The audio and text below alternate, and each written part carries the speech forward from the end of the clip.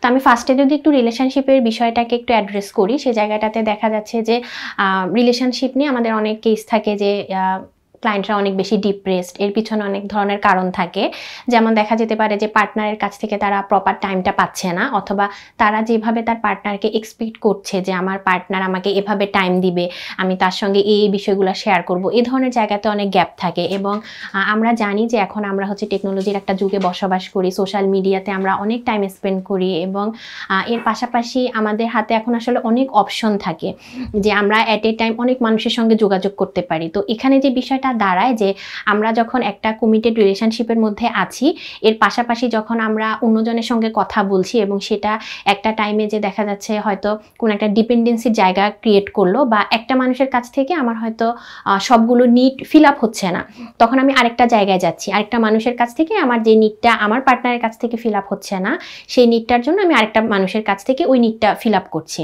এগুলোর কারণে আমার রিলেশনশিপটা কিন্তু কনফ্লিক্টের মধ্যে পড়ে যাচ্ছে, বা আমার রিলেশনশিপটাতে অনেক গ্যাপ তৈরি হচ্ছে, আমার এখানে ঝামেলা হচ্ছে। পাশাপাশি এখন দেখা যাচ্ছে যে অনেক মানুষ আছে যারা একটা রিলেশনশিপে থাকা অবস্থায় আরেকটা রিলেশনশিপে যাচ্ছে, যেটাকে আমরা বলি যে তারা চিট করছে।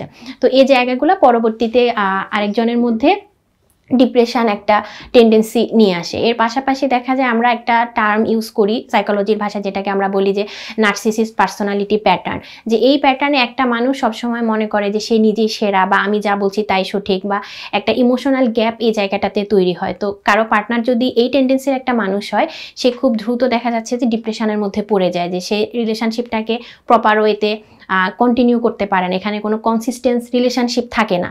একবার দেখা যাচ্ছে তারা খুব ভালো একটা রিলেশনশিপের মধ্যে আছে, এরপরে দেখা যাচ্ছে যে তারা ইমোশনাল একটা গ্যাপ ফিল করে, যেটা তাদের মধ্যে পরবর্তীতে ডিপ্রেশনটা ক্রিয়েট করে দেয়।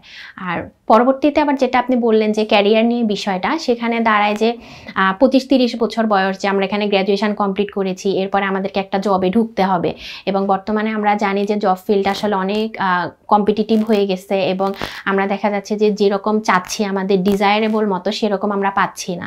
তো সেই জায়গা থেকে অনেকে দেখা যাচ্ছে যে অপেক্ষা করতে থাকে যে না, আমি তো এটার যোগ্য না, আমি আরও ভালো কিছু চাই আমার লাইফে। সেটার জন্য অপেক্ষা করতে করতে দেখা যাচ্ছে এদিকে অনেকটা সময় চলে যায়। আর দুইটাকে যদি আমি একসাথে কোলাবোরেট করেও একটা বিষয় এখানে বলতে চাই, সেখানে দেখা যাচ্ছে যে সেম এজ রিলেশনশিপের ক্ষেত্রে যে অনেকে অনেক ধরনের স্ট্রাগল এই জায়গাটাতে ফেস করে। কেমন স্ট্রাগল হতে পারে, যেমন একটা মেয়েকে বিয়ের জন্য অনেক প্রেশার দেওয়া হচ্ছে, ওই টাইমটাতে দেখা যাচ্ছে ছেলেটা হয়তো বা মাত্র পড়াশোনা শেষ করলো, তো তাদের মধ্যে অনেক ধরনের চাপ থাকে যে আমি এখন আমার রিলেশনশিপটা নিয়ে কি করব, বা আমি তো আমার একটা জবে এখনো যেতে পারলাম না, আমি তো এখনো প্রপার ওয়েতে স্টাবলিশ না, সেই জায়গাটায় আমার কি হবে। তো এই বিষয়গুলো নিয়ে অনেক ধরনের ডিপ্রেশন কাজ করে, যেই বিষয়গুলো আসলে আমরা পাই ক্লায়েন্টদেরকে যখন আমরা হিস্ট্রি নিয়ে তাদেরকে আমরা এক্সপ্লোর করি, তখন এই বিষয়গুলো আসলে উঠে আসে।